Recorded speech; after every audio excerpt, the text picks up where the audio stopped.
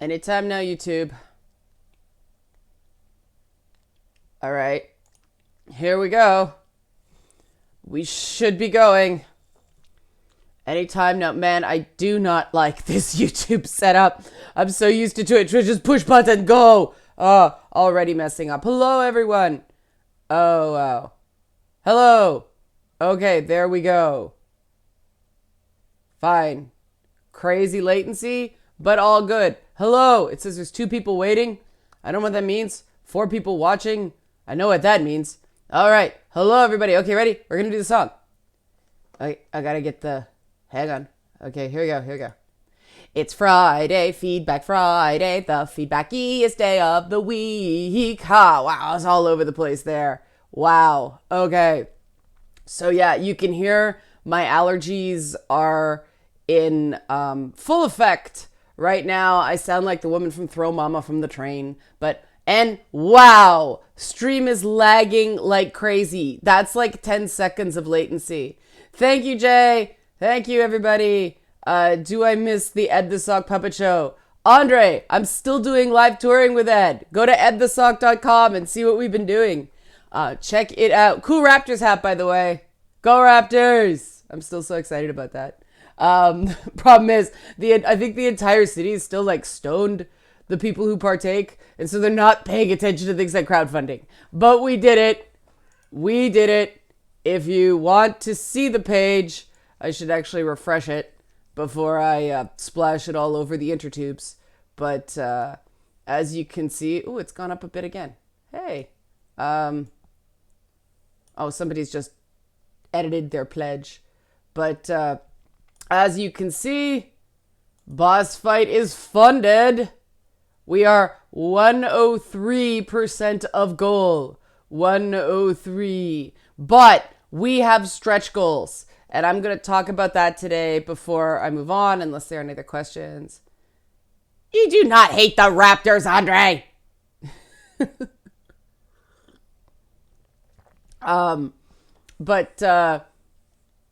Yeah, funded in 6 days, just like Lady Bits. 6 is my number. Raptors 6 and 6, and me too. Hans, the numbers are really interesting. Day 1 took in, funded like a boss. Day 1 took in 20% more funds than Lady Bits did. The overall tracking, thank you, DMAC. The overall tracking was faster than Lady Bits. Because the percentage meters in my dashboard are on here. I'll show you. I'll show you my dashboard. I'm showing you guys my dashboard, and I'm gonna make that sound dirty. I might even be able to pull up the Lady Bits dashboard. Hang on, so I can compare and contrast. Will it let me have the dashboard? Yes, it will. But it's probably gonna look really weird. All right, yeah, okay. So we're gonna compare and contrast because Oron did this on purpose because he knows I love statistics and crunching data and things like that. I know I'm weird. And it's gonna be a little bit for people who aren't real big on reading graphs. We're looking at the first week or so of the campaign versus the whole campaign in Lady Bits. But let me switch over. Just make sure nobody's asking me anything else. Hans, you're right. That's very funny. 666 Beelzebub, literally the devil. By the way, Beelzebub supports good omens. Okay, so here is the Lady Bits graph, the crowdfunding page. So you see it's kind of like a curve, got a curve a bit like a boob. So hit about 8,000 and then arced up. If I jump over to the boss fight, you see boom like a rocket. And then the curve itself was actually steeper. So we actually funded the curve on the funding was faster. The difference between Boss Fight and Lady Bits is that there was one gigantic donation in Lady Bits that I didn't get this time. So it's actually what happened with Shu? But ground up games online and offline? What are ground up games? But yeah, so it actually did, like, the actual trajectory was greater, was higher than Lady Bits. It was just one big donation that made Lady Bits fund a lot faster. But, well, not a lot faster, the exact same amount of time. But yeah, so that's good. It means the support, yeah, you got it, Hans. The funding curve is steeper and it remains constant as opposed to that sort of backing off. So we'll see what happens with the rest of the campaign. And the fact that it was steeper, even though I raised more money on day one for Bossfight than Lady Bits in smaller donations. It's interesting. The $25 level, thanks, Mark. The $25 level is higher this time. And I guess that's just because people don't have as much money. Ooh, really? The Arthur. Thanks, Shu. Gamer who Shu.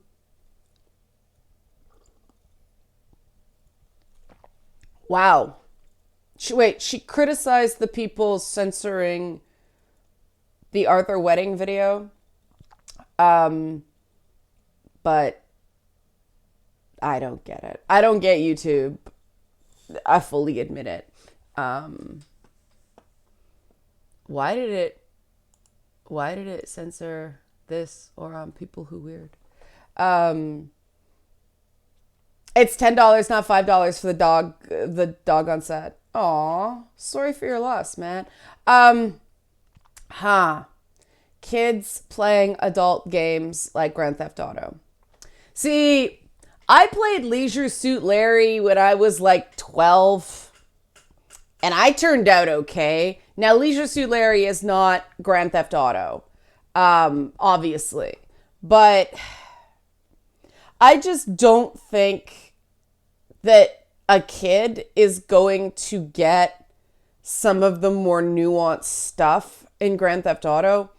And there's nothing a kid can get from Grand Theft Auto now that it can't get from another open world shooty game. So,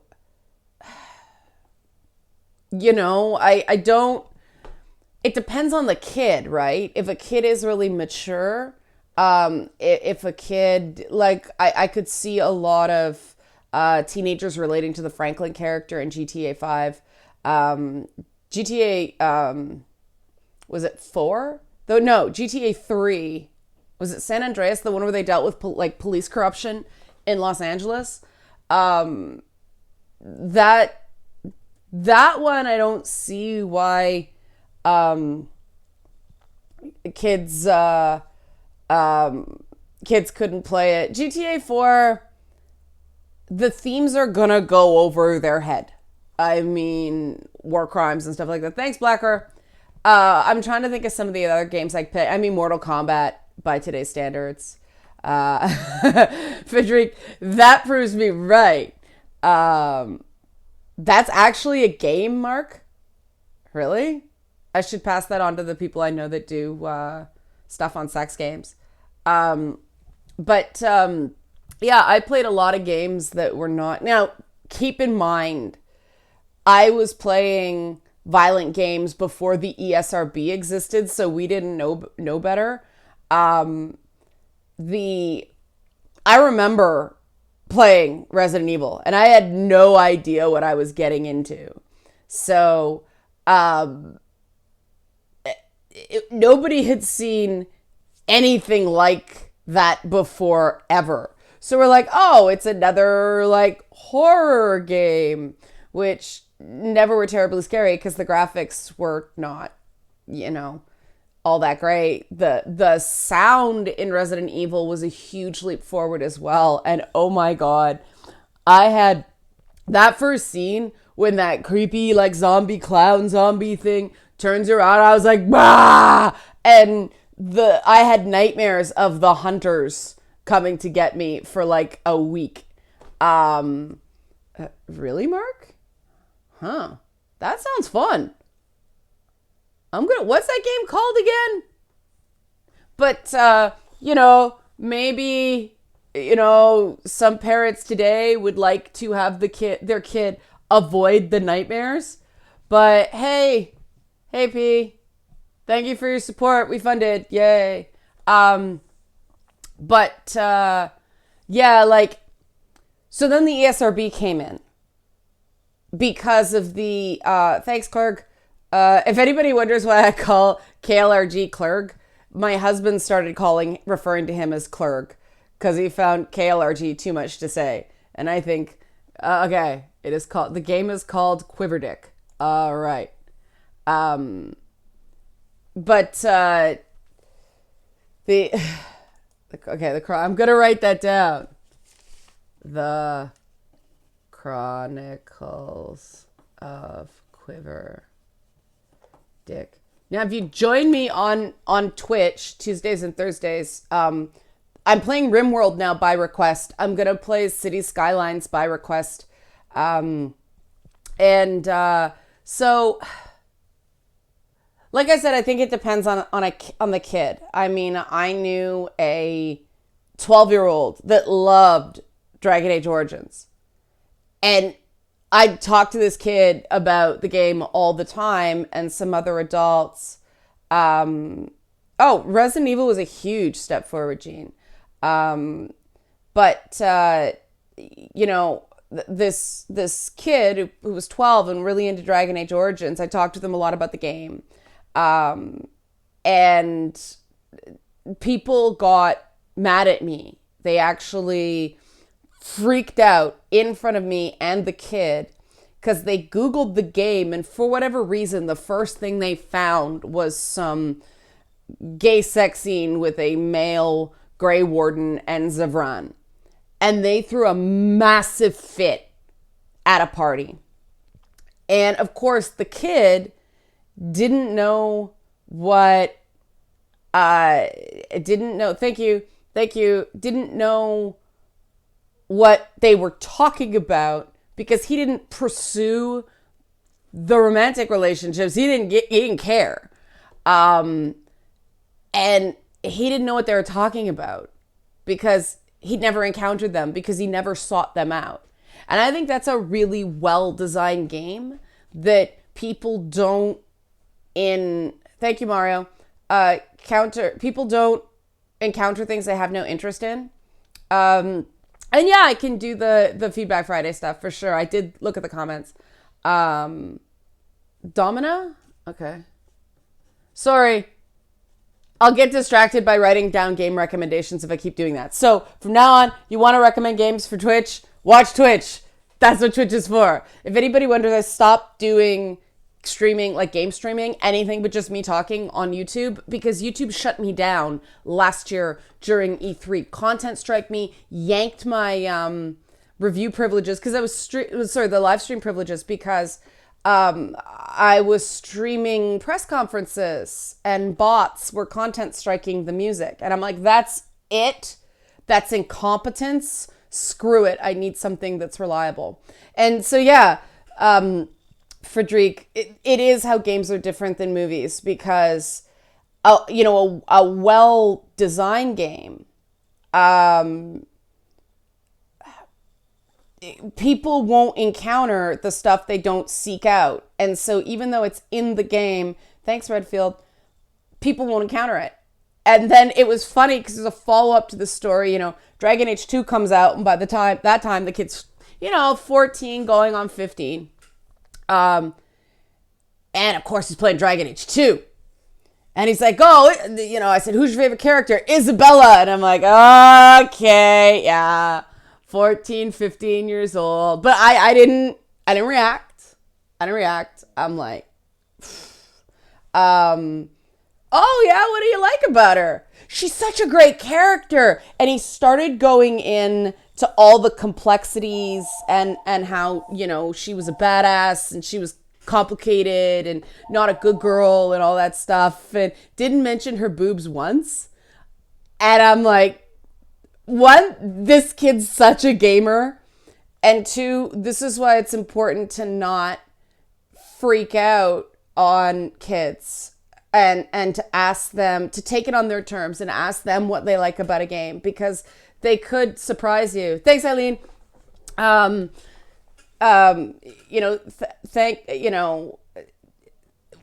things young people get out of games are not what us older, more mature folk get. And a good game works on multiple levels. So I thought that was really cool. I watched the first episode of Krypton Oron and was so completely bored. People have told me it gets better. People have also told me Star Trek Discovery gets better, though. So I'm going to watch Star Trek Discovery after I finish Jessica Jones Season 3. I just finished Doom Patrol last night, and it was wonderful. Doom Patrol's certainly my favorite show this year. Thank you, Brandon. Doom Patrol was so great. Okay, so because a few people asked, and I have schmutz in my glasses, let's do a brief rundown in the comments this week. I talked about this on Twitch yesterday, that this week was a bit of a risk. Shit went down this week. Shit went down.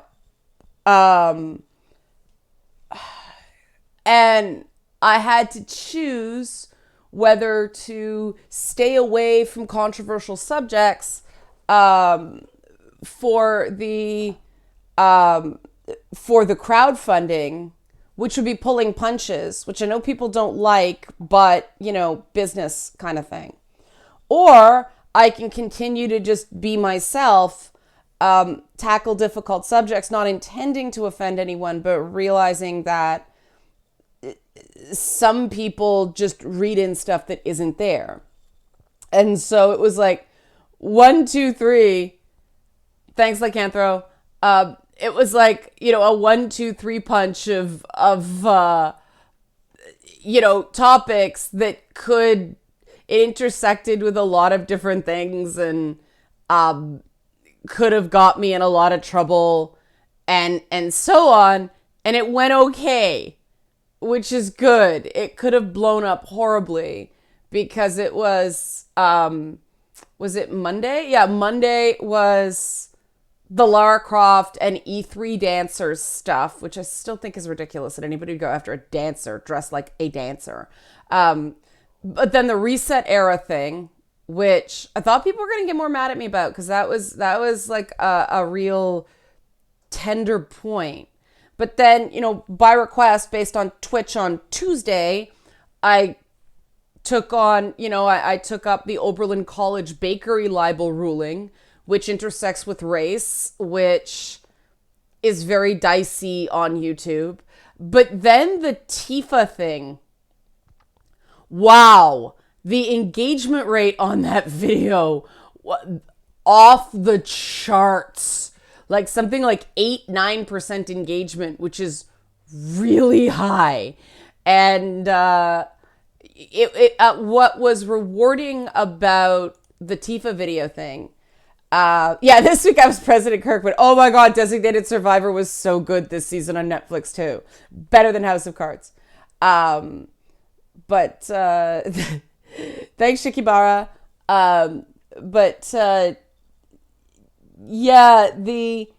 The thing that was cool about a lot of the comments to the TV video is how many people said I changed their minds on the whole thing. And that was cool. Like, it's nice to actually persuade people. Oh my God, YouTube's content filter is worse than Twitch's. That was cool. A lot of people mentioned the hair clip thing. Hey, Arrogant Media. Oh, everybody, I did Arrogant Media's podcast on Tuesday. It was a lot of fun. So if you're looking for something to listen to, Arrogant Media, feel free to post the link. Do I think Tom Kirkham was justified in Designated Survivor? I think you're supposed to be conflicted, Oron. That's why I thought the ending was so good. They really went through why he did it. And he had good reasons. Yeah, gee, go Raptors. But yeah, you're supposed to feel conflicted. The cool thing about this season is it's the difference between someone who got the presidency through process of elimination and somebody has to run. And it just shows that the realities of running for office corrupt even the best people. And I thought that they brought up a lot of really important things, like the problem with youth voting, or more to the point, youth not voting, and why certain issues do not become priorities for politicians, because even though a lot of people care, thanks Raven, a lot of people care about issues, they won't vote based on those issues if they're in favor of them. If they're not in favor of them, they'll vote against them. So it's best to just leave them alone. I thought they did a lot of really important civics in that show. So it was really good. And Kiefer Sutherland's wonderful. And it's nice to see him. Thank you, Alpha. It's nice to see him take on a role like this that isn't like a Jack Bauer type thing, where he can be more nuanced. And it gave him a chance to take a huge swing at Doug Ford. Well, Oron, it's corruption because, and it's funny because they shot this months ago. They had to. But they shot this before this whole thing came up about taking, Oppo from foreign governments. And one of the things they talked about with, the Gore campaign back in the day is that Al Gore's campaign got hold of the prep binder, I believe, for George W. Bush's debate prep. And was it a campaign manager, a senior advisor or something like that? He called the FBI without even looking at it as soon as he realized what it was. And not only did they have to turn over the assets, but the campaign advisor had to quit the campaign. They had to step away from the campaign. So they lost a major advisor. And then Al Gore lost. So that's lurking in the background of technically having a mole in another campaign is illegal. You're not supposed to do it. The campaigns are supposed to run separately. There's supposed to be a wall between them. And the interesting thing, and this is why it was so challenging for left-wing viewers, is that Tom Kirkman justifies the decision by pointing out that his opponent knew the political slant of the people he was hiring. Now, there's a lot more nuance to it than that, and I highly recommend people watch the show. I don't know if there's going to be more. I hope there is, because it's really good. But yeah, it was really well done. They did an excellent job. It's almost like they moved over some of the House of Cards writers. And I did think that the move to Netflix, the fact that they can swear and things like that, I thought it actually made it more realistic because it's Washington and people swear like sailors there. So taking the network training wheels off, I think was a really good thing. Oh, do you not do well with garlic? James, get a press. Get a garlic mincer. Makes it so fast. Just right in there. Just get one that's the dishwasher safe, so you can because cleaning them sucks. But yeah, chopping garlic, it gets all over your hands. I love garlic, so that's not a problem, but What? Designated Survivor on Netflix? Well, you have to pay for Netflix or go over to a friend's house who has Netflix. And that's the problem with Doom Patrol, that it's on DC Direct service. Up here, we're lucky. We don't get the DC streaming service, so it's on our Sci-Fi channel. And so we can just watch it. One episode, they put up like the censored TV version of it instead of the on-demand version, and it was not anywhere near as good. That show needs the swearing. It needs the swearing. It just loses something when everything's bleeped. But what a wonderful show.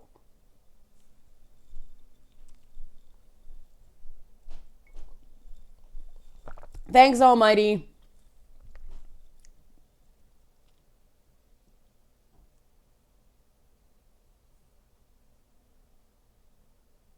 Huh.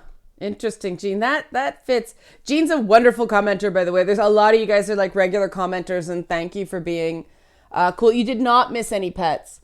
Wasn't that funny? Zelda coming in on the Tifa video?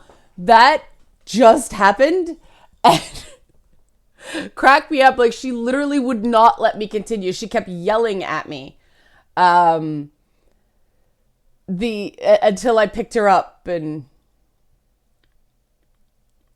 yeah, it wouldn't be the same, would it, Oron? I gotta give Oron credit for pushing me to do the to look into that Oberlin bakery thing, cause hey Thor, that was an interesting and disturbing one. Wow. I'm still shaking my head over that. Like, sometimes you're just like, there's gotta be more. There's gotta be more. There's gotta be a twist. There's gotta be a catch. No, it was a complete mess. And, I mean, a college campus protest, oh,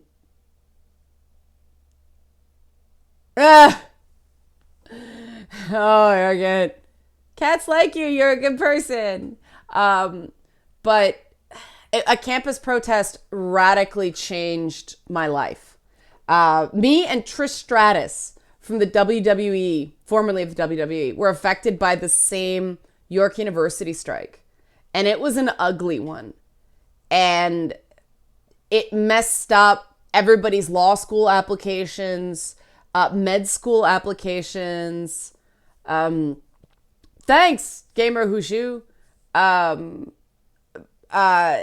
We were both so, like, horribly impacted by this York University strike, where the thing that really messed me up about it wasn't just students, it wasn't just TAs, I was seeing my professors, people whose courses I was taking, on picket lines, like banging on people's cars, just raging. And it was scary. It was can't compute. And it like, how do you ever look at somebody you're supposed to be learning wisdom from? I was actually thinking of buying Just Dance Mario for Princess Sparkle Pony, but I decided to do the Shema dance instead, which, oh my god, is hard. I gotta shoot that after. I haven't talked to Trish in a while, but Trish and I used to live fairly near each other. She's a lovely lady. It was always funny because when we hugged, we had to like make sure the boobs didn't knock against each other. So she went low, I went high because I was taller than her. It was always that's an issue when two busty women hug. You have to sort of go in, and one has to lock in under the other set of cleavage. Things you wish you knew. Hi, Scouty. Hi. Do you want to say hello? Hi, mister. How you doing? Come on. Come on, say hi. Come on, say hi. Someone asked for pets. Here's Mr. Scout. Here he is. Hey, buddy. And you're getting done. Okay, good boy.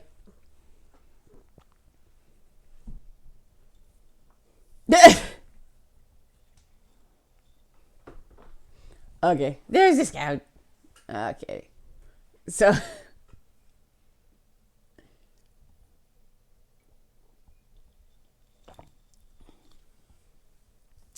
Anybody else have any other questions, or I'll just start talking about stretch goals and boss fight. Let's do that. Let's talk about boss fight stretch goals. So I'm going to move. Hey, Julian. How are ya? You made this one. Yay. You woke up to awesome, Beast. Yeah, Scout doesn't really... Oh, Scout wants his butt rubbed. Excuse me, I'm going to rub a cat's butt. Ready, Scout? Start the lawnmower. We call it Scout start the lawnmower because he starts purring like a lawnmower motor. Oh, so good, huh, Scouty? Scout, Mummy's working. Not right now, but yeah, Scouty boy. Yes. Okay, flipped. Flip it over means it's done. Okay, good boy. Okay. So that was weird. Yeah, that's Scout. Scout is very serious. Oh, who's okay? Happy. But so let's talk about stretch goals. These are by no means complete stretch goals. They were just ones I could think of while I was working on it. Here we are. Okay, so we'll get that scaled up so it looks pretty. That's what I like about OBS. You can change things on the fly relatively quickly.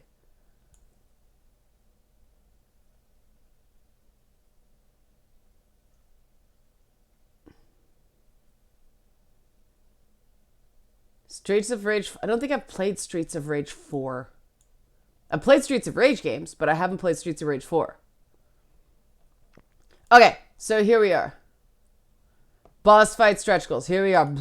Okay, so pay an artist for cartoon versions of the various bosses. I do not yet have an artist locked down. If anyone is interested, please let me know. I've had a couple recommendations, but the wonderful artist on Lady Bits, who did the little Chibi Devil and stuff, is having some life stuff going on. So I don't know if she's going to be able to do it this time, but that is a stretch goal. And you know, it's not just an artist. It's like kick everybody a little bit of money, like t-shirt designs and stuff like that. All that. You shouldn't take it for free if you're making money on something, but you know, the funding where we're at right now is bare minimum to just make the series. So a little bit more and more people can get paid. $20,000 stretch goal, pay a PR person. There's a PR, the team I use,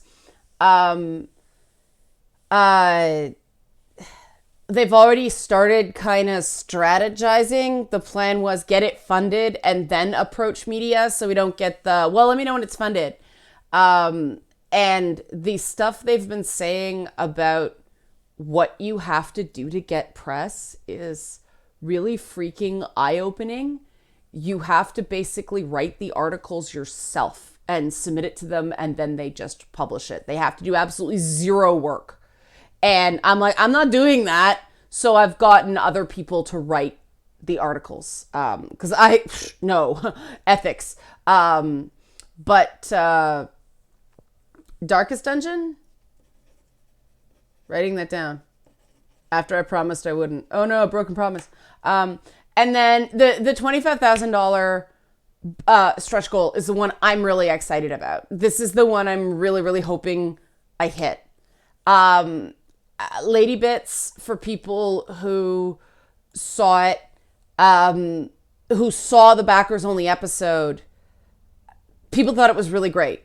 And some people thought it was the best episode of the series. And they wanted it to be public, but I'd already promised it would be backers only. And it became an ethical conundrum for me. And so I found a way to solve that ethical conundrum by making it a stretch goal and basically saying that if we hit $25,000, which is my ideal amount of funding for season 1 of Boss Fight. Hey, Sean. Then backers will be able to vote on whether the backers only episode is available a month later than the backers get it. So there'll be a period of exclusivity. And for people who are wondering what the backers only episode is going to be, it's going to be the alternate endings that could have existed if, because, there's 3 different major plot decisions that people get to vote on at the $25 level and up, plus whether or not I continue to hate The Sims, as a run-on joke. And so there's like, I think 8 different potential endings based on different variables. And so I'm going to reveal what those other endings would have been in the backers only episode.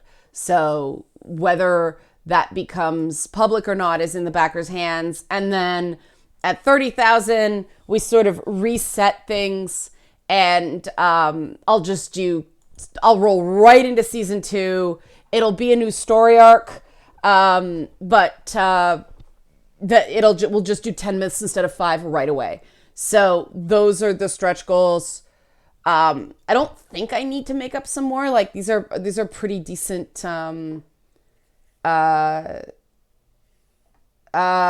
Julian, it's just gonna be download right now. That DVD stuff friggin' killed me. Oh my God. Who knew an entire industry was basically going to collapse in a 2-year period? Are the endings color-coded? Oh, Mass Effect joke. Oh, that'd be kind of funny. I just thought of a kid who could do a parody on that Mass Effect thing, and he wants to be involved, so. Oh, Oron, that's a great idea. Okay. Huh. That would be a fun way to present it. It's my friend's son who is quite the little entertainer now, and he wanted to be involved in it, and his dad's a pastor, so I have to watch what content he's exposed to, and this would be a great way to involve him. That's funny. Okay. Because he's going to be away for the summer, so I can't use him in the early episodes, unfortunately, but this would be the last one, so that'd be a lot of fun. He can play the what the hell is that character's name called at the end of Mass Effect? Not the Collector. Those are others. What the heck is that called? And this is where the 10-second latency becomes super awkward. I'm going to look that up. Mass Effect 3 kid. Everybody just, the Catalyst. That's right. We'll have to think up another name for the Catalyst. But that's funny. Okay. That will be amusing. Well, back and vote. It can be done. Yeah, the thing about Bossfight is it doesn't require the Catalyst The nice thing about Bossfight, it doesn't require art the same way Lady Bits did. I wanted to do like the super cute art. A couple of announcements, maybe not so little. I don't know if I can announce the one. I mentioned it to the patrons. It's not official yet, but there will be we're up to 2 art prints at the 100 and that's funny, Oron. The cat list. But there will be 2 art prints and growing at the $125 level. Lar D'Souza from Looking for Group Fame has already been announced. Another one's coming.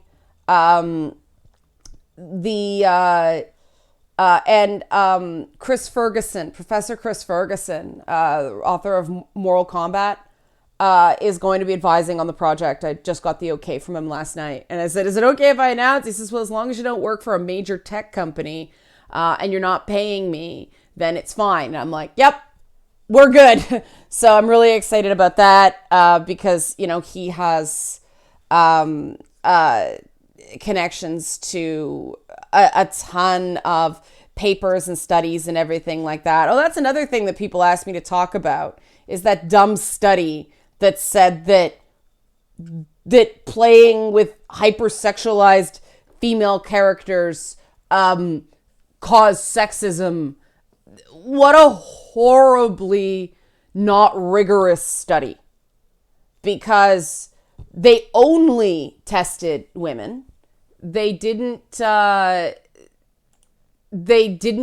hypersexualized men and hypersexualized women. So you don't know if it's everybody, like if it's just women, or will playing as Zangief make guys want to grow chest hair too, like whatever. But also it was only 211 people. And this is what I got from Chris Ferguson's Twitter feed. The institution that study came out of has a really bad reputation for cherry picking, like just removing results that are inconvenient from its studies. So there's a lot wrong with it. The thing I found funny though is that women in this study sexually harassed men more than men sexually harassed women after playing as sexualized characters, which, you know, it indicates to me that maybe it isn't the attack on women that people claim it is. And I just like sending people sexualized jokes. The thing I had an issue with defining sending someone a sexualized joke as sexual harassment. They didn't say whether they knew each other. They didn't say whether being permitted to as part of the survey normalized the behavior. Let me see. What's this? No, not that one. Oh, is it? Yeah, this is the one. I haven't seen this website before. Okay. But hey, like chaos. Yeah. This is my prediction is this is going to go the same way that the violence and games thing went. There's going to be a few poorly done studies early on that show a link or correlation. And then more rigorous studies will be done that blow those original studies out of the water. Unfortunately, the people who are just seeking to have their confirmation bias confirmed. Sean, you joke, but that outfit was so popular, that character is going to be an option. It wasn't really a character, as an outfit, but I can make her into a character easily enough because she was based on Sindel from Mortal Kombat. And there's a lot of jokes about what's going on with Sindel right now, so it's kind of ripe for it. But I'm really interested in I'm really interested in seeing which characters people pick for different myths. And I'm trying to find a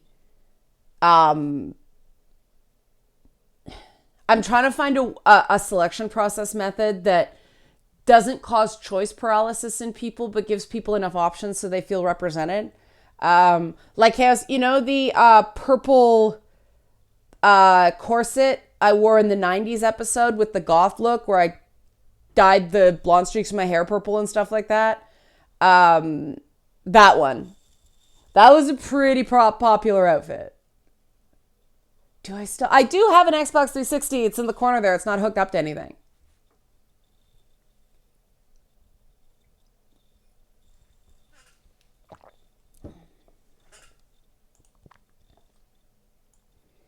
I can move this over to my main screen now. I just end up unplugging my 4K monitor from my PC. There's some weird NVIDIA driver things, Windows 10 updates going on. So, yeah, and I own it, so I might as well use it. I'll probably add like a wig and stuff like that so it looks more like Sindel. But yeah, that sort of... But I mean, that's a character trope, right? Like the Bride of Frankenstein thing.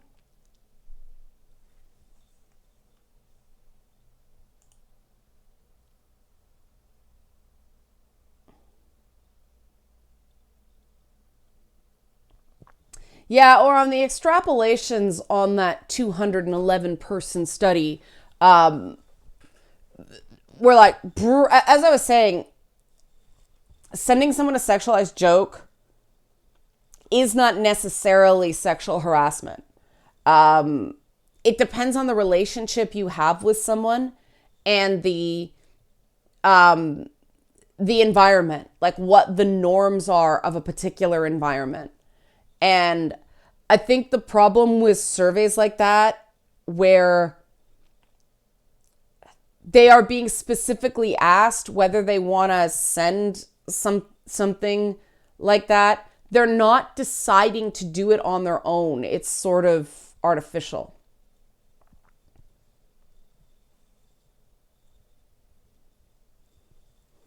Yeah, well, Eileen, the average person doesn't know how to figure out if a paper has rigor or not. I was just lucky enough to grow up around academics. Define sexualized joke.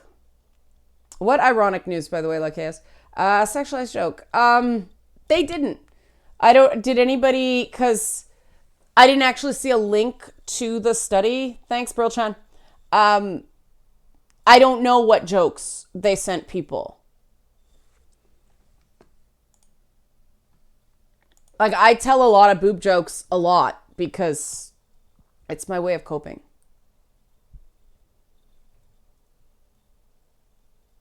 There are quite a few lakes in Ontario, Mario. Do you mean Lake Ontario? And I wouldn't recommend swimming in Lake Ontario. Oh, did you notice they said um in the study that they don't know whether the violent content had an impact too? I'm like, oh, good lord. Um, oh, that stuff. I actually heard from an acquaintance on Facebook that she's been being harassed, legitimately harassed, like verbally abused by supporters of Sarkeesians, calling her a misogynist and an anti-feminist. And this woman is on top of a lot of other things a sex worker, and she had a whole vent session with me this week. And what people were saying to this woman who was just minding her own business was appalling.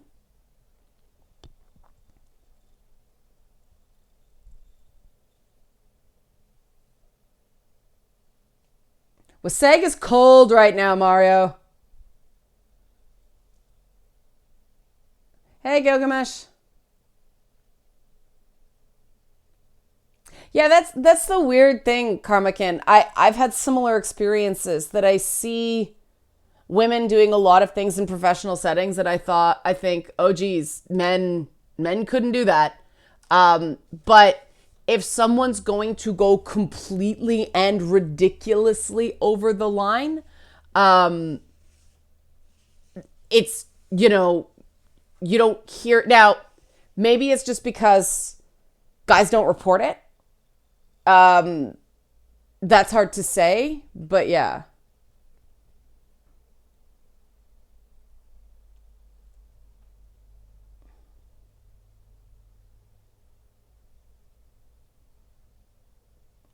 Like the fact that,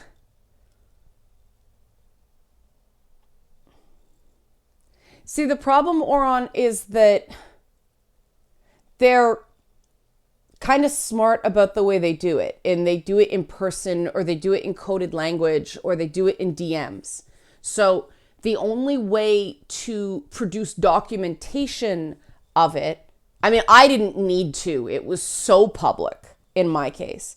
But, in order to produce documentation, you either have to alter the screenshots, which, people can accuse you of selective editing, or you have to dox someone, essentially.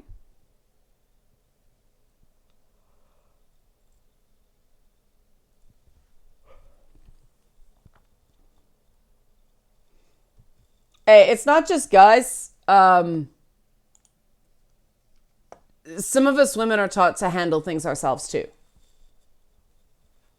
There's a lot of socioeconomic and racialized and, other indicators. It's not just gender.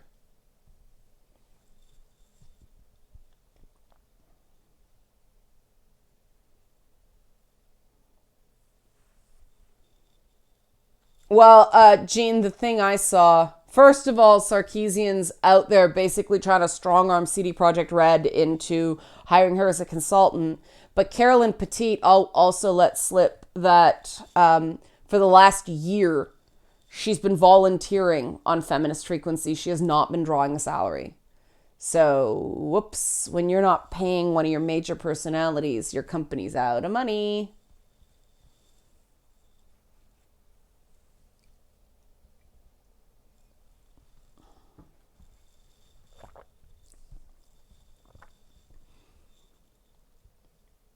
I wouldn't take the quartering as a reliable source, but like yes, I was saying, I'm hoping to hit 25,000. Um, that would make me happy. Raraku, there's a lot of rumors about where the money went. Um, but like I said, they're just rumors.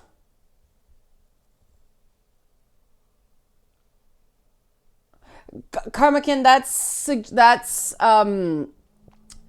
consistent with the documentation I've seen that like 9 out of 10 men don't behave inappropriately, but the small minority that do it significantly. Like in the case of flat out sexual assault, uh, average is 7 to 8 victims before someone actually gets caught and stopped. So what's interesting about that is that um,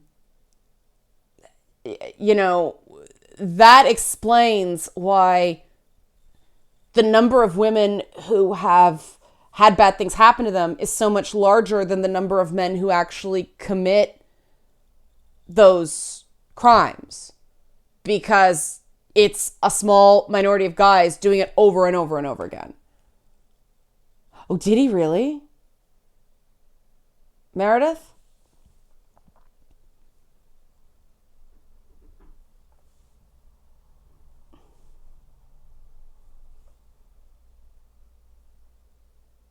Sensil, okay. What Sensil's saying is every celebrity will have toxic fans, but for certain people, they're supposed to be responsible for the fans, but not the typically oppressed. Yet another double standard. I, um, I don't, you can't, let me say, you can't control what your fans do. You can set a good example for behavior, and it costs you nothing to tell people to cut it out. I've done it. You can make it very clear that you do not approve of certain behaviors no matter who does it. You don't have a direct responsibility for what people who like your content do. You do have a responsibility to be extremely clear about what behavior you support and condone, and what behavior you don't.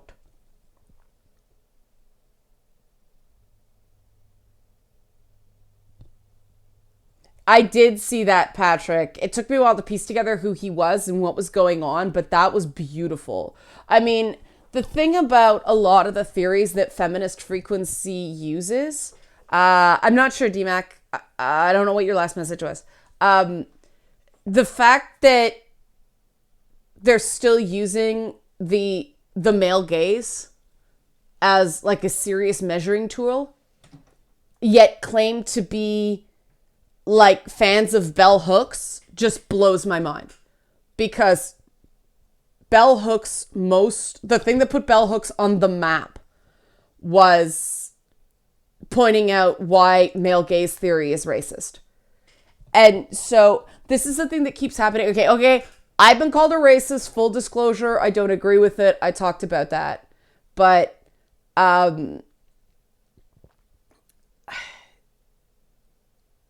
yeah, There's certain things that just, I actually see reason in what Bell Hooks was saying, was that collapsing all male gazes into one male gaze and presuming that gaze is white is racist. Guys, I will say, $2,400 on Patreon a month is not enough when you're paying Bay Area rents. Like, an apartment in the Bay Area can be $4,000 a month. So that's not enough money. For me, that'd be great. That'd be a great haul on Patreon. But not, especially since I get Canadian conversion. But in Blacker, in the Bay Area, $2,400 isn't even enough to pay rent on a condo. Like, the Bay Area is ridiculous. It's why I've never been to GDC. I'm not paying $500 for a hotel room a day. But Frederic, I believe, asked, how is the male gaze racist? It's actually worse than New York, Raraco. The male gaze, Bell Hooks pointed out that there are complexities to how various types of men interact with white cinema. And she pointed out that black men use white cinema as a safe way, historically, to look at white women without repercussions. Keep in mind, up until fairly recently, cases like Emmett Till and things like that happened, where he spoke to a white woman and they lynched him. But the differences, Oron, is that wages in New York keep pace with cost of living in New York. In the Bay Area, they don't. Somebody working at, like, a regular restaurant as a cook has to share an apartment with 6 people because they can't afford the rent in the Bay Area. That's a huge problem.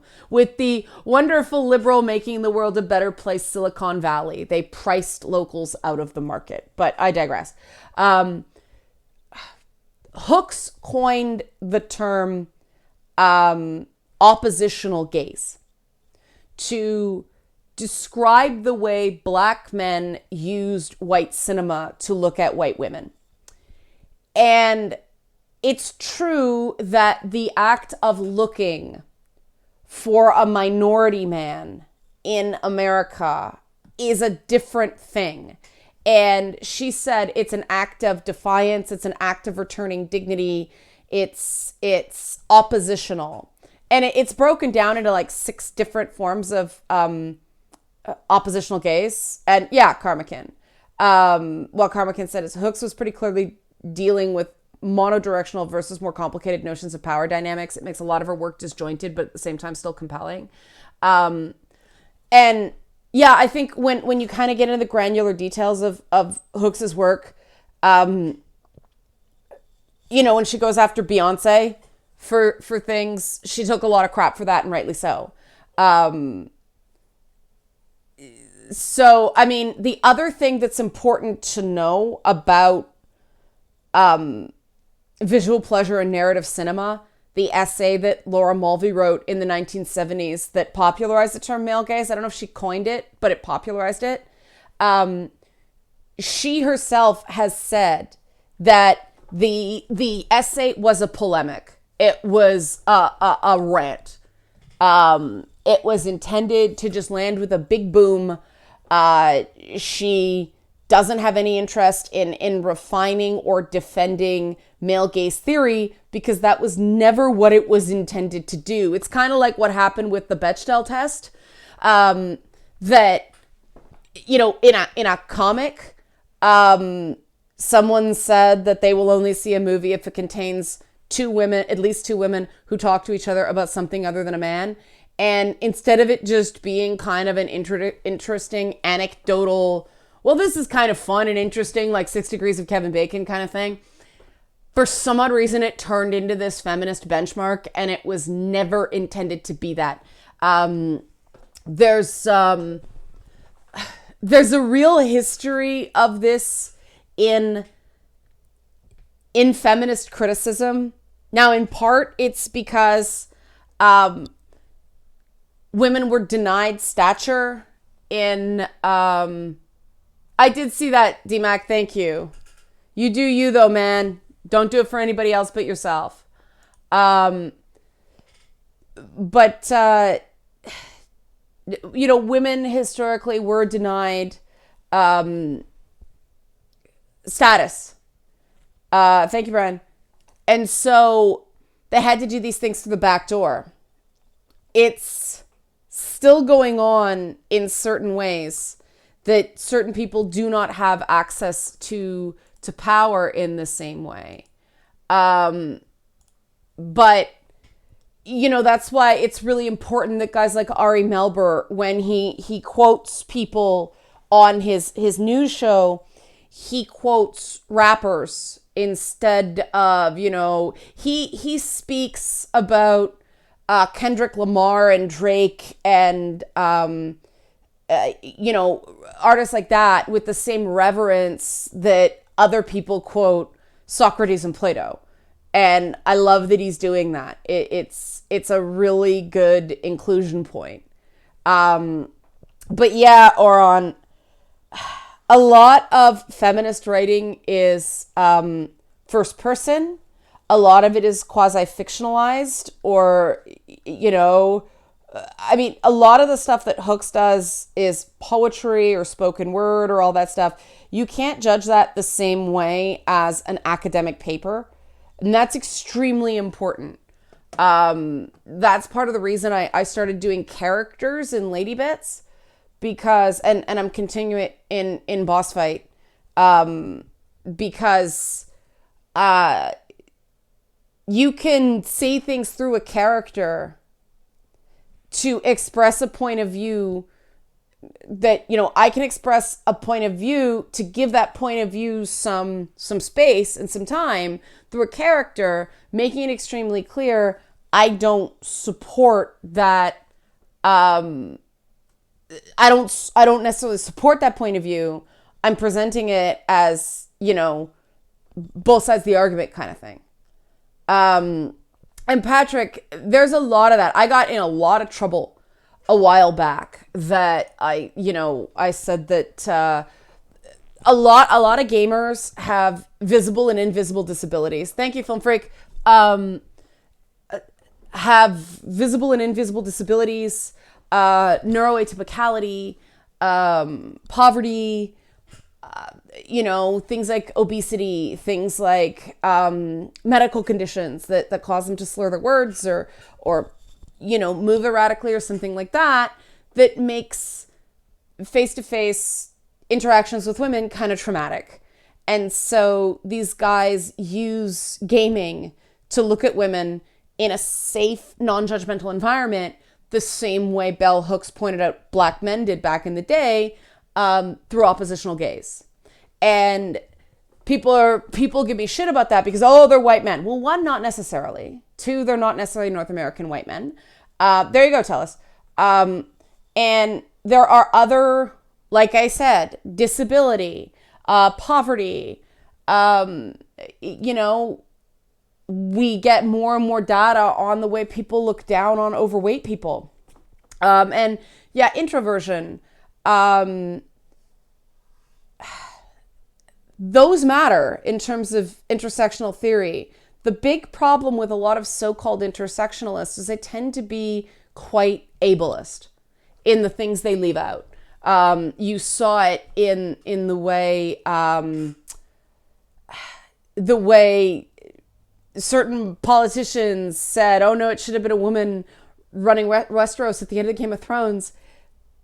That was a person who used a wheelchair becoming king of Westeros. That was a big deal. Like, personal story. I had a friend who he was a little person. He was only like 2'5", and he used a motorized scooter to get around. And he would incorporate his scooter into his Halloween costumes. So I made the little red shells. I made 3 red shells that we stuck to the outsides of his scooter so he could be Baby Mario from Mario Kart. Like, so it was like they were like swing, that invincibility thing. And then one year, a couple friends turned his scooter into the Iron Throne, and I lent him one of my silver Passover chalices. My Kiddush cups for Passover are silver goblets because that's fun and fancy. But he was Tyrion Lannister. That character gave him such hope. Now, my friend passed away a few years back. That's what happened to my PS3. I lent him my PS3 while he was recovering from a major back surgery. He loved Batman, and so I gave him all the Arkham games on my PS3. Unfortunately, he died in hospital. And I never got my PS3 back or all my games. But it's okay. I mean, I still have my life, right? Priorities. But I think about how he would have felt with a little person as Hand of the King and a person in a wheelchair as king. That would have meant so much to him. Now, I should point out he was also a Latino ginger. He said if he was a lesbian, he'd be a walking tax credit. He was also a stand-up comic. Really, really funny guy. But that was what I thought of at the ending of Game of Thrones. And that's part of the reason I'm kinder to it than some other people are. I know my friend really, really, really would have liked it. And that matters. It's really important when you're coming up with theories, when you're applying theories, to talk to people and to really listen to them and try to understand, not just empathize. That's important, but also really try to understand. And if you don't do that, you're going to end up running yourself down a lot of blind alleys, theoretically. Because when you're coming up with a theory, and you guys may notice, I like to theorize.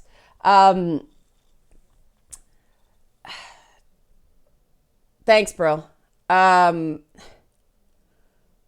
If you don't lay out all your data, BDK, he used that in his stand-up a lot. He did. It was a very funny part. It was great to see the audience not know whether they were supposed to laugh or not. True story about my friend's name was Andre Arruda, if you want to look up his old stuff. But the closer of his stand-up, which was a story about him having sex with this woman, was something that happened at a party I threw. It was a pretty infamous moment. And I used to throw really wild 3-day parties for epilepsy awareness. And when I left Andre that night, he was standing, leaning forward on the bars of his scooter, 1 foot up, like one of those fountain cherubs. But instead of the water coming out of his mouth, this lady was pouring a drink called Sotelage into his mouth. And I was just like, have a good night, man. And I went to bed. We had they weren't really chaperones, but we made sure everybody got to their rooms okay. I had a real policy about, consent and making sure when people were leaving together, there was just somebody at the door going, everything all good, who was sort of trained to know. Yes, there were no strobes, almighty. That was one of the things that took some work. A lot of DJs wouldn't play those events because they couldn't bring their own grids. And it was their experience, no dry ice and no, because some people are scent triggered, particulate triggered, no dry ice, lights were up, no strobe lights. And we kept the lights up brighter because some people are sensitive to even camera flashes at the flash bulbs in cell phone cameras are a blue light spectrum that, bother people. So yeah. Differentiating videos for the different days except Feedback Friday. What do you mean? And we wait the 10 seconds. So long with YouTube. So this is a nice thing about Twitch. I could be playing a game while I'm asking somebody a question. This is just so painful. I've been going for an hour and 10 minutes. I got to wrap soon. So, okay. Questions wrap up.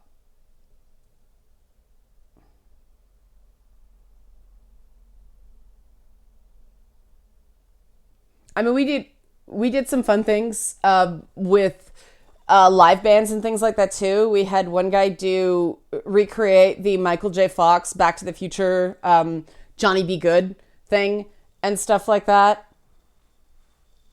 So we had fun with the fact that it was, it was a well-lit thing. They were fun, man. We went crazy. We actually painted people. Like we did one thing where I brought in my airbrush makeup gun and people could airbrush actual people. We called it Team Naked. And we had to stop Team Naked because some people complained. Oh, okay. 2 reasons I don't differentiate content anymore. And I will recap the stretch goals, Meredith. Thank you. One is that Tata's Tuesday always did great for reasons that are probably obvious. Thanks,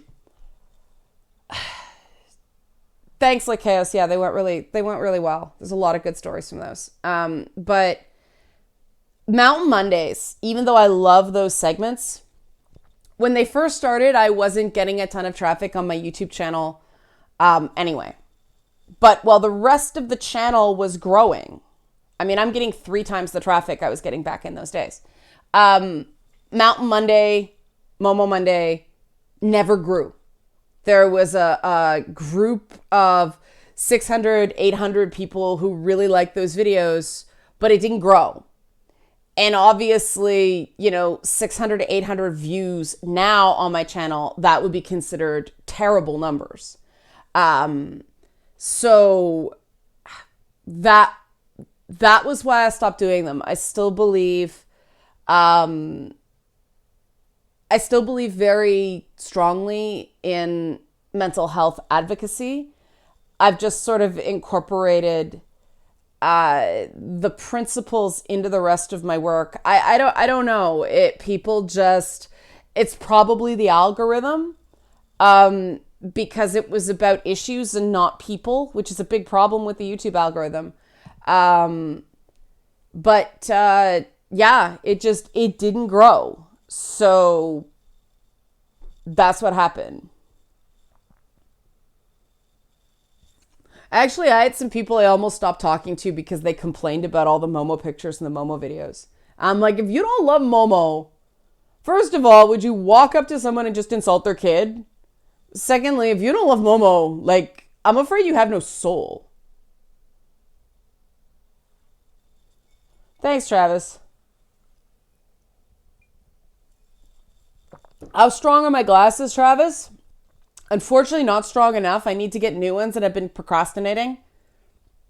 Because Gunners feel great, but they're so manly looking. And when I was doing Lady Bits, it didn't fit. Now that I'm doing Boss Fight, it might not be so bad. But I really want Gunners. But the frames. Everybody decent loves Momo. Everybody with a little bit of love in their cold little black hearts loves Momos. Maybe no more gun references, guys. I approve that, but maybe no more. Thanks. Yeah, I have souls for breakfast.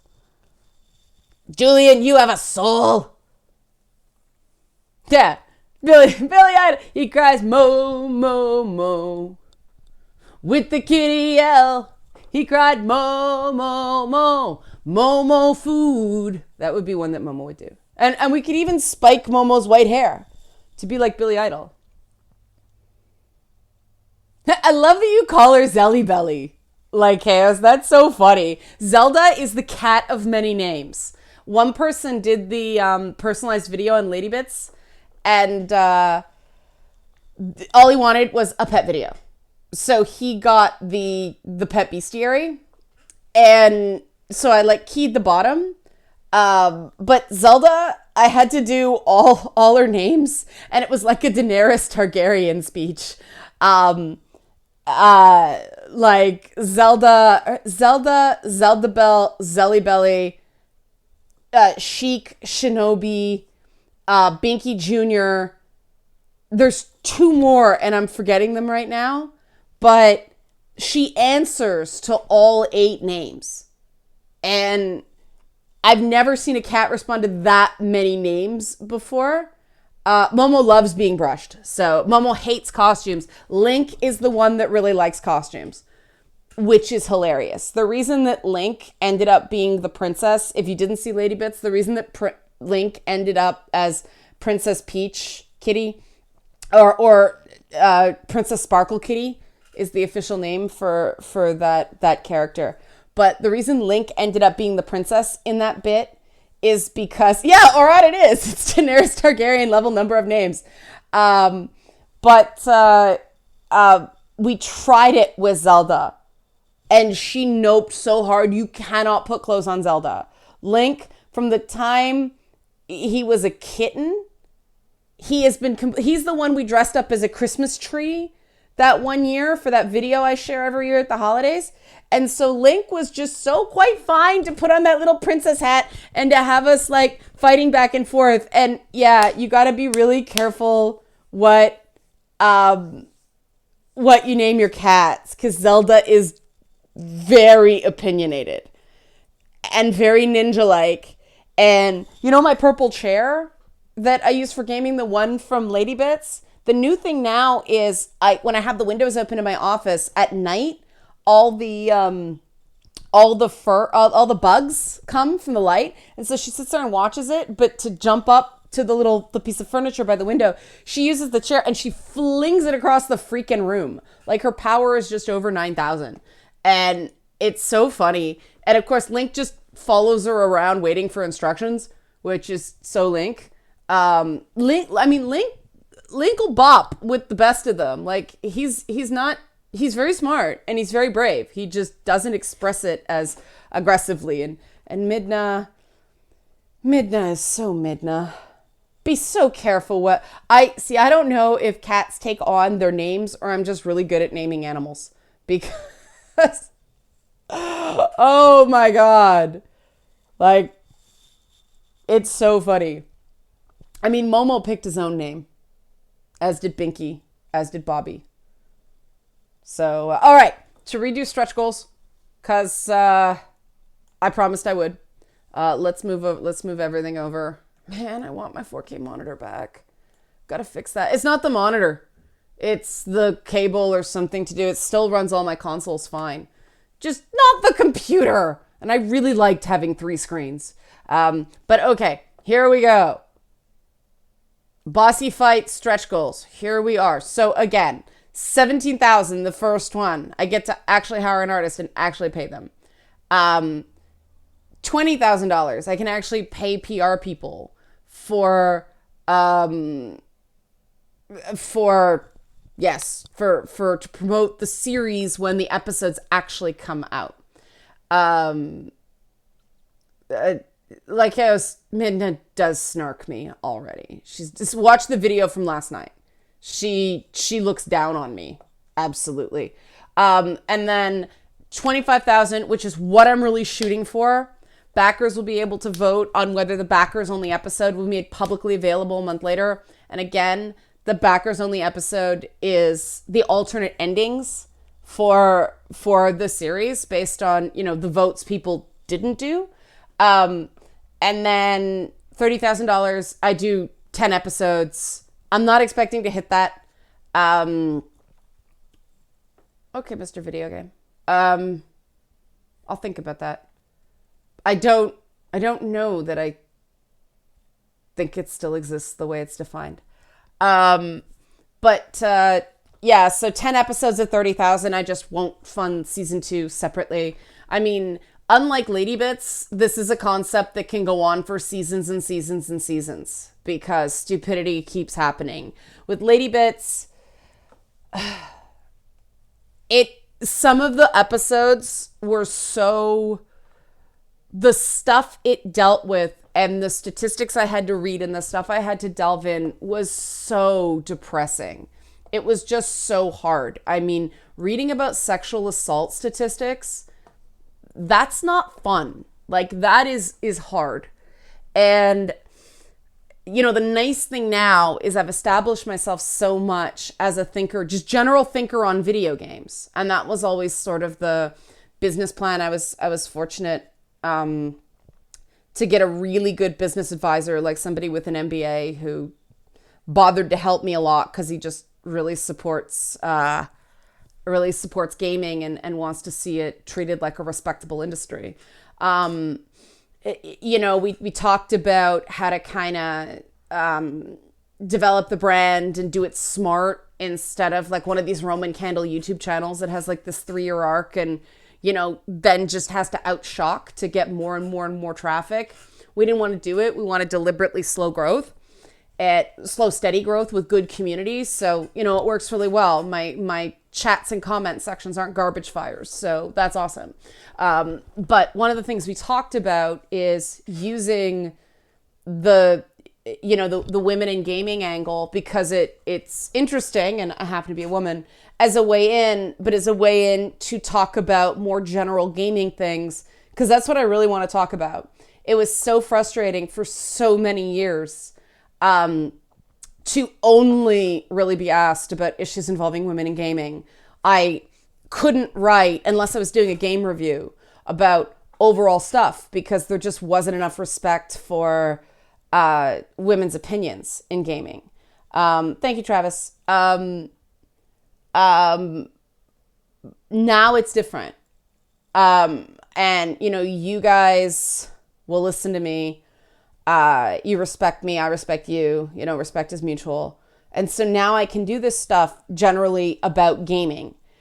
And that was always the have fun storming the castle, tell us. So now I can actually do a series generally about gaming, which, you know, the fact, obviously there's an episode, you know, the gamer identity is inherently male, gamers are dangerous harassers, these sorts of myths. These things are all kind of, they tie into some of the stuff I did on Lady Bits, but it's definitely more all-purpose now. And I think that's good because I personally think that there shouldn't be, you know, gamer and then girl gamer and gay gamer and black gamer and Latin X gamer and stuff like that. Rubino, I see your question. Give me a second. I think there should just be gamer.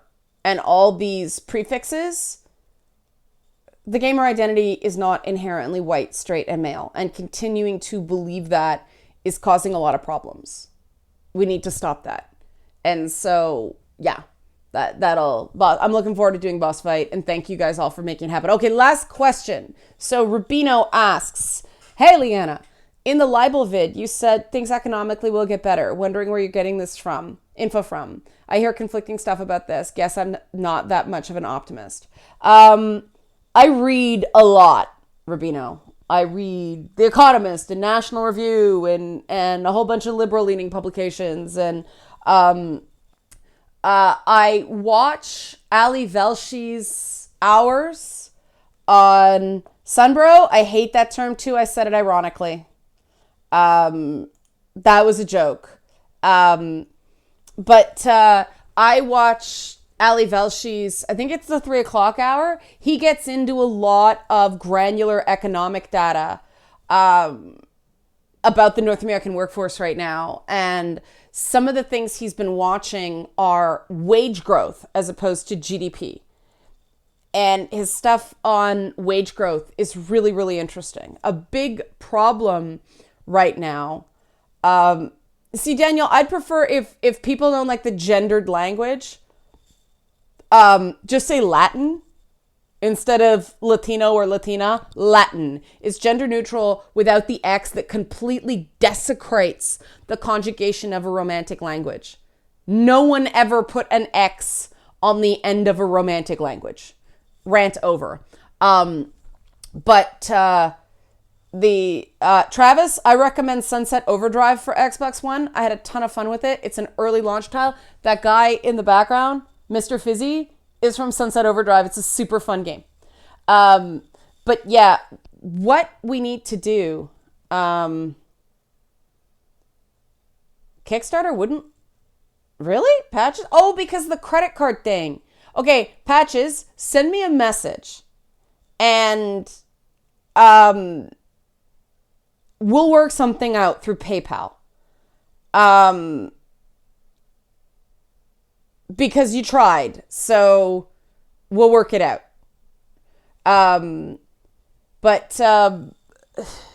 Latinx is worse than Womanx, or however you pronounce that, Tomas, because the X as placeholder vowel in English is much more flexible than Spanish or Italian or a lot of those core. Keep in mind, English is like a mix of Germanic and Romantic. Sorry,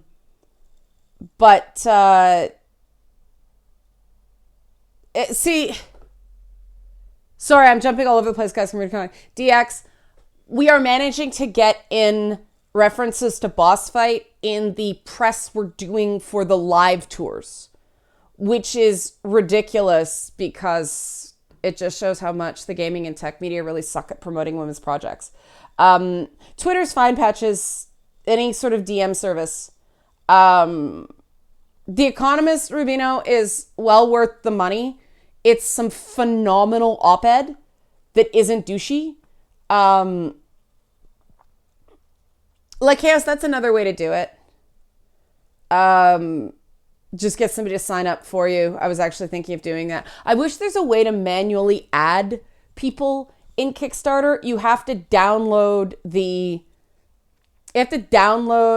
backer reports and then enter it into Excel, which is annoying because then you have to keep updating as people change their addresses. It becomes a real complete pain in the ass. The nice thing is I'll be able to get the fulfillment done much faster this time because I can do it right at the beginning. And that, I've met Patches came out to one of the live shows, so it's all good. He has been screened. English, problem with learning English is rules are made to be broken in English, whereas, Spanish has a very clear, Spanish and French, nouns are gendered, right? X goes on beginning of words in Spanish, not the end. And it's so... These are the elements, and I'll stop here, I promise.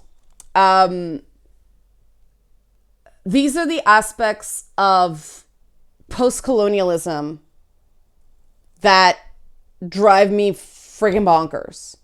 Because slapping an X onto a Spanish word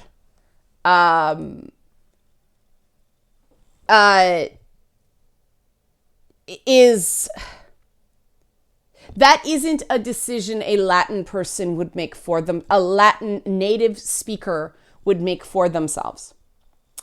And language preservation is super important in post-colonial discourse. I just read a really interesting... I got to stop soon because I got plumbers coming over to fix the toilet. But I just read an article about Ojibwe language preservation in Canada and how important it is as part of the healing process of the residential school system, and how a grandmother and grandson are actually teaching Ojibwe lessons in traditional ways. There's 70 different indigenous languages. Some of them are endangered. Ojibwe is doing quite well. It has 28,000 active speakers. Yeah, Travis, Arkham Asylum, Arkham City, all those ones I think are available through the Xbox One store. But Patch's insurance adjuster actually broke the toilet. But yeah, so getting back to the whole Latinx thing,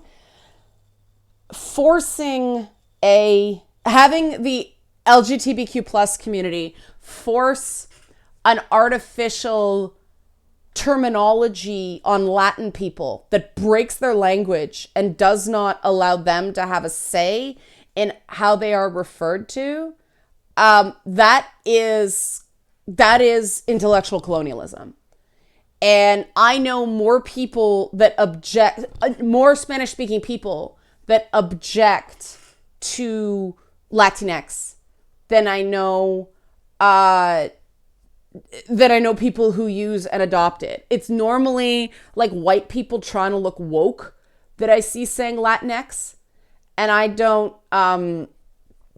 Well, Patches, you gotta vote. See, you gotta vote, because the Princess Sparkle Muffin thing. I think the thing I like about the choices is both are compelling in their own way, right?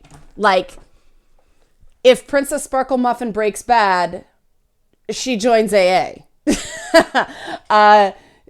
Princess Sparkle Muffin breaks bad by getting sober. That's the twist there.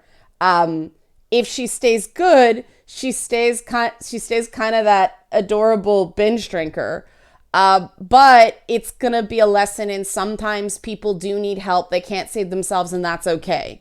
So no matter which way Princess Sparkle Muffin goes, there's going to be a heartwarming message. Same with the social justice warrior. Like, either way, and either way, that's true. Eileen, Latinx, it sounds like a sneeze. But the social justice warrior, either way, yeah, I think, the social justice warrior is going to stay the social justice warrior, even if he becomes the anti-social justice warrior. But I have plans for that too. And then Beelzebub manages to have fun no matter what she does. So whether she actively gets involved or not, it will still be the Tao of Beelzebub. So, and then whether I hate The Sims stays a runner, one way or another, there will be something on the set if we retire it that, evil power. If you've ever seen what happens to a social justice warrior that steps away from social justice, you'll have a way, you'll have an idea of how that's going to go. I'm going to be, okay. Tuesdays and Thursdays on Twitch. Tuesday night, 6 p.m. Eastern. Thursdays, 1 p.m. Eastern. I do afternoons on Thursdays for people in Europe because it's too late for them to stay up. Live. I'm playing RimWorld lately. And then Fridays are... Yeah, Glowybox, didn't you see the video? Like Chaos, Glowybox will return. Glowybox has a role to play, but Glowybox's role is fixed, so I can't leave that open. Yeah, so Feedback Friday will be live, if I can, next Friday. I found out I'm going to be doing a show in Sudbury, a live show in Sudbury on the July 13th, which means I will be doing a live show right as this Kickstarter is in its last day, which kind of is rotten timing, but at the same time, I won't be chewing my arm off waiting for it to be over. So it's already funded. It's happening one way or another. Oh, okay, you couldn't read it. It said Glowybox will return. It was a goof on the Marvel thing.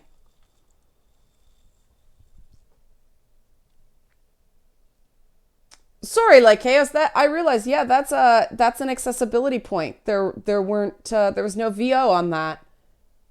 Huh. I learned something. Okay. Um, but yeah, that's the way it's gonna go. So Tuesday, Thursday, Friday, next week. Ah, Tiamat just showed up and we're ending. Sorry, Tiamat. We should wait for dragons. Um, but yeah, no, like chaos. I totally realize you have vision problems. There's somebody else who watches my content has vision problems too, which is why I try to read almost everything. But that one was just kind of an in joke. But yeah, so Tuesday, 6 p.m. Eastern, Thursday, 1 p.m. Eastern, and then Friday, 11 a.m.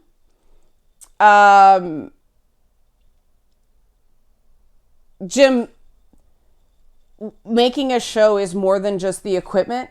There's props and costumes and sets and all that stuff. So no, you can't just take the same equipment and make another show. There are costs to it. Music licensing and background image licensing and all that stuff comes into play. So yes, I gotta run because love you platonically too, Tiamat. Stay dragony. Thanks everybody for watching. Thanks for joining in. Yay, we are funded. Okay, thanks.